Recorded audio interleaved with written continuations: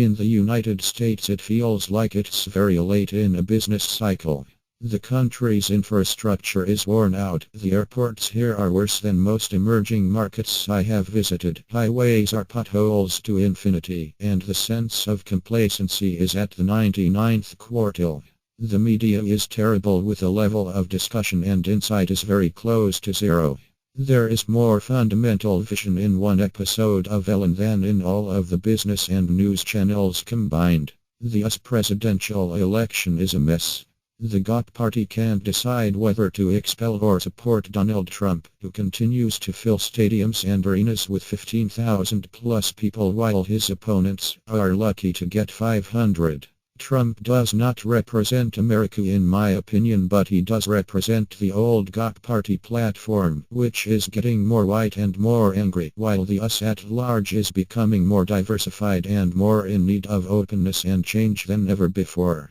Hillary Clinton is in trouble. I'm beginning to doubt she even wants to become president, but the presidential election is hers to lose, and she's been here before losing to Obama from near certain victory. What a mess.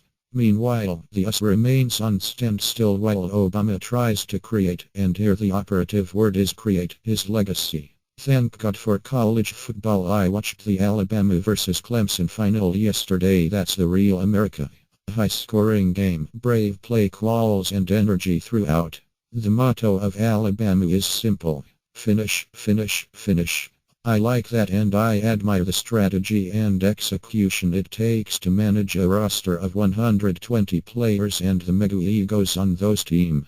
That's what America should be in economic terms, but isn't. Maybe Coach Saban should run for office, though I'm not sure the markets would like the discipline needed and the hard work on which his and Alabama's success is derived from. Back to the market, we have just released our Q1 outlook called Mind the Gap, which is about how the market doesn't get the change of the price of money. Meanwhile, the Fed and certainly Stanley Fischer continue to talk of more hikes. 4 hikes is the ballpark for 2016. This means wages and the labor market have priority over growth for now.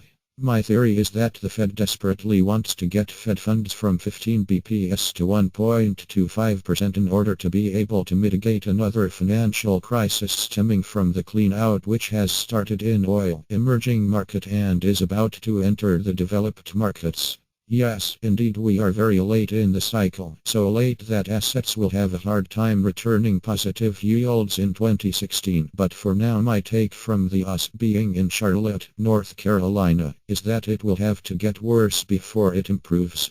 Markets are oversold. Yes, China will eventually recalibrate, but the complacency, the lack of ideas and the willingness to invest is obvious to a traveling economist like me.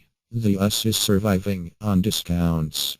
The retail sectors offers you a minimum 25% even without asking for it to reduce stocks. Post discounts comes reality, and while the retail sector understands this, I still think there is a major eureka moment for the markets and certainly for the US at large. Strategy.